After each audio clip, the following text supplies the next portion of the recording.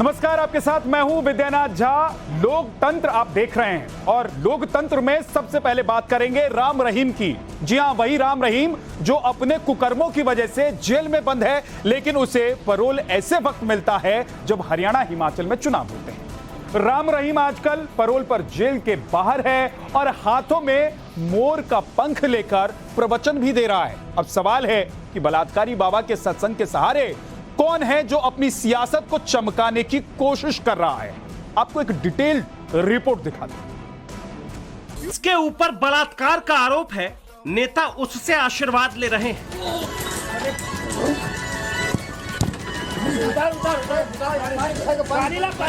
जिसके ऊपर हत्या का आरोप है, नेता उसके चरणों में गिरे पड़े हैं।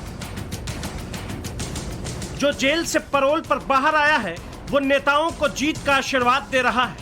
जो फिर से जेल में बंद हो जाएगा, उसमें नेताओं को अपना वोट दिख रहा है। जिसे कानून भी कुकर्मी मान चुका है, वो हरियाणा हिमाचल में चुनाव आते ही जेल से निकल आता है। कितना अजीब है, लेकिन सच है कि राम रहीम पर हरियाणा की सरकार ऐसी मेहरबान है कि उसके लिए नियम कानून के सारे दायरों को भी तोड़ने से पहले सोच ही नहीं रही। सबसे पहले हिमाचल प्रदेश चलते हैं। पैरोल पर बाहर आए बलात्कारी बाबा ने अपना सत्संग रखा। यह सत्संग है या सियासी रंग, इस पर बहस हो सकती है, लेकिन सत्संग में हिमाचल के परिवहन मंत्री विक्रम ठाकुर को देखकर सब साफ हो गया कि यह सब संयोग नहीं है, ये विशुद्ध सियासी प्रयोग है। मंत्री जी ने तो बलात्कारी राम रहीम से जीत के लिए आशीर्वाद तक मांग लिया। हालांकि यह सत्संग दिवाली से पहले प्रागपुर की नक्की खड्ड में हुआ था। मैंने कहा मेरे विधानसभा क्षेत्र के अंदर आजकल मेरे कार्यक्रम चले हुए हैं और उन कार्यक्रमों की एवज में जिस रास्ते से मैं गुजर रहा हूँ, वहाँ पर उनके बहुत सारे फॉलोवर्स बैठे हुए हैं, हजारों की संख्या में। और मैं उधर से गुजर रहा हूँ और मैंने सबको नमस्कार करनी है। जब मेरे वहाँ पे वोटर थे सारे के सारे और मैं वहाँ चला गया, तो मुझे नहीं लगता कि इसमें कोई बुरा काम किया। जहाँ वो मुजरिम है, कोई सजा याफ्ता कैदी है, उसकी तरफ से गुजरेगा तो आप प्रणाम करने चले जाएंगे। हाँ, नहीं, ऐसा तो लोग खड़े हैं, लोग खड़े हैं वहाँ पर, मेरे समर्थक भी खड़े थे। उन लोगों ने मेरे को रोकने के लिए बोला और मैं रुक गया वहाँ पे। अगर मैं रुक के लोगों को नमस्कार कर रहा हूँ तो इसमें क्या? हिमाचल वाले मंत्री जी अकेले नहीं है, फहरिस्त तो बहुत लंबी है जो वोट और सियासी रसूख के लिए बलात्कारियों की चरण वंदना करते हैं। जब से राम रहीम जेल से बाहर आया है, हर रोज शाही अंदाज में स्टेज लगाता है, हाथ में मोर पंख लेता है, सत्संग करता है और इसी सत्संग में नेता भी हाजिरी लगाने से चूक नहीं रहे। रणवीर गंगवा डिप्टी स्पीकर और बीजेपी विधायक हैं। कृष्ण मिड्डा जिंद से बीजेपी के विधायक हैं। रेणुबाला गुप्ता करनाल की मेयर। योगेंद्र राणा बीजेपी करनाल जिलाध्यक्ष। नवीन कुमार करनाल के डिप्टी मेयर। राजेश कुमार करनाल के सीनियर डिप्टी मेयर। कहते हैं कि हरियाणा, पंजाब और हिमाचल में बाबा राम रहीम गहरा प्रभाव रखता है। आश्रम में आने वाले ज्यादातर लोग यहीं से हैं, इसीलिए जब जब चुनाव आता है तब तब हत्यारा और बलात्कारी राम रहीम जेल से बाहर आ जाता है। जो राम रहीम जी हैं, मार्च से लगकर आज तक 6 महीने में उनको 3 बार पैरोल मिल गया है। इसमें हार्ड कोर की जो कैटेगरी है, उसमें 5 वर्ष तक जो है पैरोल नहीं मिल रही। राम रहीम हार्डकोर क्रिमिनल की कैटेगरी में आते हैं कि नहीं आते? इस एक्ट के मुताबिक वो हार्डकोर की कैटेगरी में आ जाते हैं, क्योंकि इसमें बहुत साफ और स्पष्ट लिखा है, जिसको who has been sentenced to death penalty or the imprisonment till natural life, तो इनको जो है उम्र कैद का कारावास हुआ है।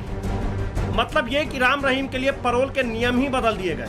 अब सवाल ये कि ऐसा क्यों है, तो इसका जवाब ये कि हरियाणा, हिमाचल के नेताओं के लिए राम रहीम उस जादू का नाम है जिसे चुनाव के वक्त में किसी न किसी तरह से लोगों को दिखाना पड़ता है। वरना ऐसा नहीं होता तो राम रहीम को जेल से पैरोल पर निकालने के लिए कानून का कचूमर नहीं बनाया गया होता। खट्टर सरकार इस तरह से मेहरबान नहीं रहती। आंकड़े बताते हैं कि जैसे ही कोई चुनाव आता है, राम रहीम जेल से बाहर आ जाता है। 14 अक्टूबर 2022 पैरोल मिल गई बाबा राम रहीम को। क्यों? क्योंकि 3 नवंबर को आदमपुर विधानसभा में उपचुनाव है। हरियाणा में पंचायत के चुनाव भी हो रहे हैं। 12 नवंबर से हिमाचल विधानसभा चुनाव भी है। इससे पहले 17 जून 2022 को पैरोल मिली थी। उसके ठीक बाद 19 जून को हरियाणा में चुनाव थे। 46 नगर पालिकाओं के भी चुनाव थे। 7 फरवरी 2022 को फरलो मिला। इसके 13 दिन यानी 20 फरवरी को पंजाब में चुनाव थे। पैरोल फरलो को लेकर जो एक्ट था, उस एक्ट में जो ग्राउंड्स जिन जिन रीजंस को लेकर के एक कैदी को पैरोल दिया जा सकता है, उन रीजंस को हटाने के लिए सरकार ने एक बदमाशी की। 11 अप्रैल 2022 को एक अमेंडमेंट किया उस कानून के अंदर, 1988 जो पैरोल एक्ट था जो जी, उसके अंदर इन्होंने अमेंडमेंट किया है अभी हाल ही में, ताकि गुरमीत राम रहीम को फायदा पहुंचाया जा सके, उसे पैरोल दिलवाई जा सके। एक तरफ नियमों की धज्जियां उड़ाई जा रही है, जबकि दूसरी तरफ राम रहीम को बार बार पैरोल को लेकर हरियाणा सरकार सवालों के घेरे में है। यह अलग बात है कि बीजेपी तो बचाव की मुद्रा में उतर आई है। जो पेरोल मिल रही है, राम रहीम पे खास मेहरबानी क्यों कर रही है आपकी पार्टी की सरकार है हरियाणा में? ऐसा है, ये जो पैरोल मिली है ये जेल मैनुअल के हिसाब से और हाई कोर्ट के निर्देश से मिली है। तो जब कोर्ट कोई आदेश देती है और अपने सिस्टम से सब होता है, तो उसमें राम रहीम जी हो या कोई और हो, उस पर कोई इस तरह की बात नहीं होती। अगर किसी, लेकिन ये पैरोल तो सरकार ने दी है। नहीं, सरकार ने दी है, पर सरकार को कोर्ट का भी आदेश आया और सरकार ने जेल मैनुअल के हिसाब से दी है, जो एक बंदी को मिलती है जिसका आचरण ठीक रहता है जेल के अंदर, उसके हिसाब से मिलती है। इधर जब से राम रहीम जेल से पैरोल पर बाहर आया है, उसके घर के सामने मिलने वालों का तांता लगा हुआ है। फिलहाल उसके ठिकाने पर आने वाले लोगों के लिए खास सुविधाओं का पूरा ख्याल रखा जा रहा है।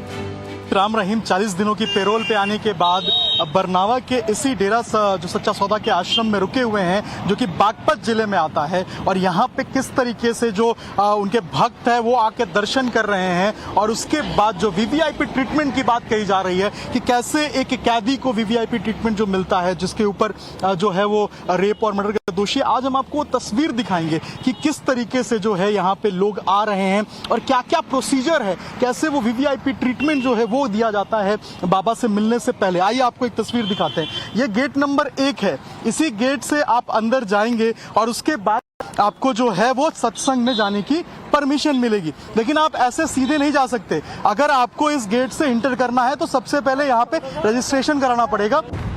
जिस बाबा के ऊपर नेता, मंत्री से लेकर सत्ताधारी पार्टी इस तरह मेहरबान हो, वहाँ नियम ऐसे ही टूट जाते हैं, जैसे कि अभी राम रहीम वाले मामले में एक बार नहीं बार बार हो रहा है।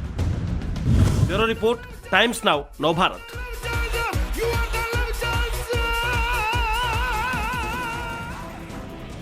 राजस्थान में अशोक गहलोत के राज में बेटियों के साथ ऐसी घिनौनी वारदात हो रही है कि जिसे सुनकर कोई भी हैरान रह जाएगा। राजस्थान में बेटियों की खुलेआम नीलामी हो रही है, वो भी स्टाम्प पेपर पर। और इस अपराध को अंजाम दे रही है राजस्थान में जाति पंचायतें। पूरा मामला क्या है और आखिर बेटियों की नीलामी क्यों हो रही है, आपको दिखाते हैं।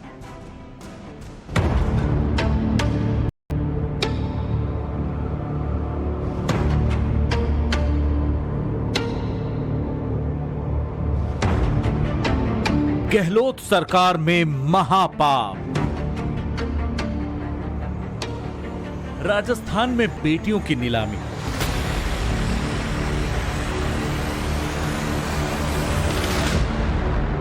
स्टैम्प पेपर पर लड़कियों की खरीद और बिक्री।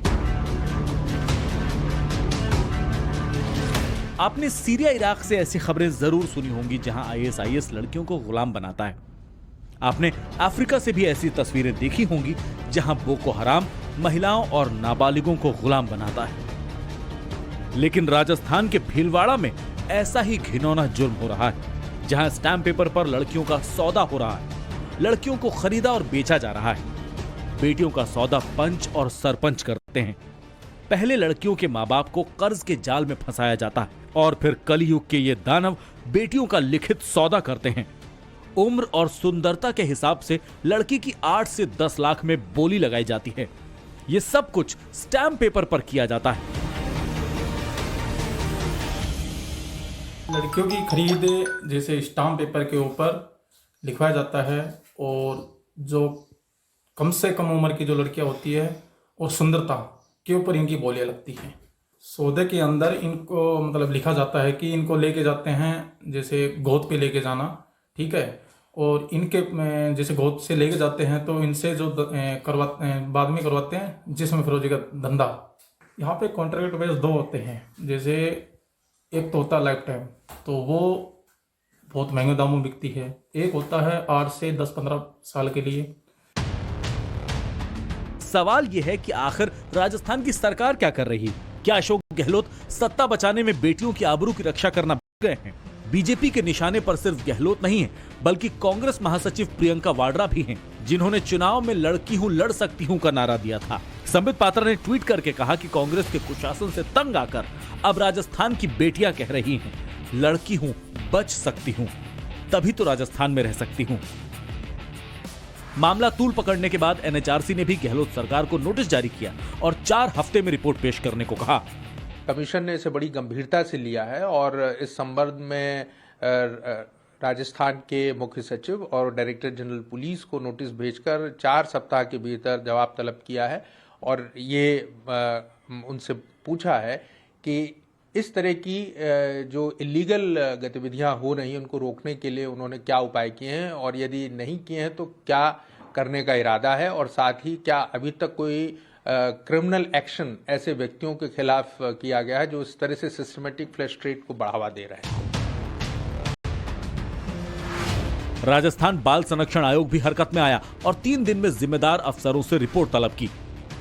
इस तरह से सोशल मीडिया के माध्यम से पता चला कि भिलवाड़ा में जिस तरह की घटना हमारे सामने निकल कर आई है, उसको लेकर बाल आयोग कठोर शब्दों में इसकी निंदा करता है और जैसे ही इस घटना की जानकारी प्राप्त हुई, तुरंत प्रभाव से इसको प्रसंज्ञान लेते हुए हमने वहां से तथ्यात्मक रिपोर्ट चाहिए है। साथ ही साथ वहां के जिला कलेक्टर और एसपी महोदय से भी बातचीत कर पूरे मामले की लिखित में तथ्यात्मक रिपोर्ट बाल आयोग ने चाहिए है। 3 दिन का समय दिया गया है। 3 दिवस के अंदर अंदर पूरे मामले की तथ्यात्मक रिपोर्ट हमारे सामने होगी और आवश्यकता पड़ी तो मौके पर जाकर मेरे स्वयं के द्वारा भी पूरे मामले की छानबीन की जाएगी। 2 महीने पहले ही देश ने आजादी के 75 साल पूरे होने का जश्न मनाया, लेकिन आज भी बेटियों का सौदा होना सभ्य समाज और सियासतदानों के मुंह पर करारा तमाचा है।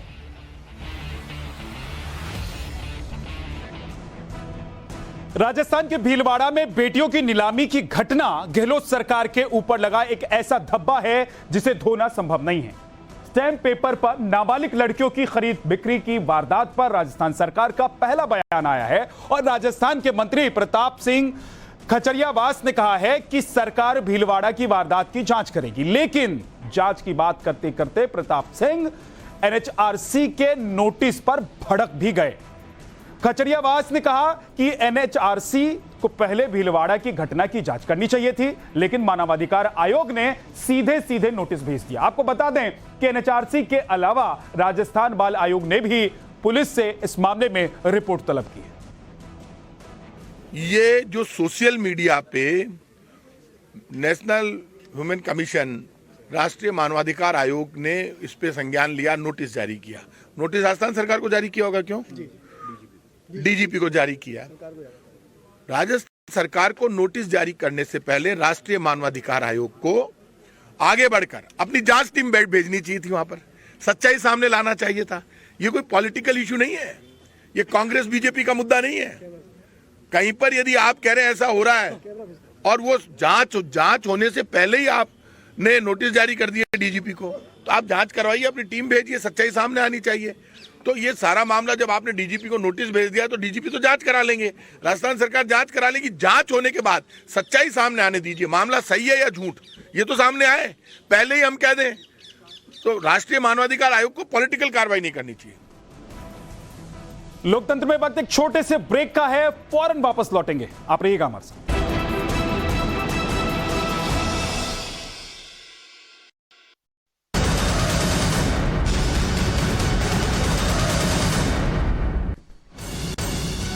और बड़ी खबर आपको बताते हैं, छठ को लेकर दिल्ली के एलजी विनय सक्सेना ने बड़ा फैसला लिया है। एलजी ने छठ पूजा पर दिल्ली में ड्राई डे घोषित कर दिया है। 30 अक्टूबर को दिल्ली में ड्राई डे रहेगा, इसका ऐलान कर दिया गया है एलजी की तरफ से। यानी कि छठ के महापर्व पर दिल्ली में आपको शराब नहीं मिलेगी, इस दिन ड्राई डे घोषित किया गया है। छठ पूजा को लेकर दिल्ली के एलजी की से ये बड़ा फैसला लिया गया है और इसका ऐलान कर दिया गया है कि 30 तारीख को यानी कि 30 अक्टूबर को दिल्ली में ड्राई डे होगा। 30 अक्टूबर को दिल्ली में आप शराब खरीदने जाएंगे तो आपको शराब की दुकानें बंद मिलेंगी।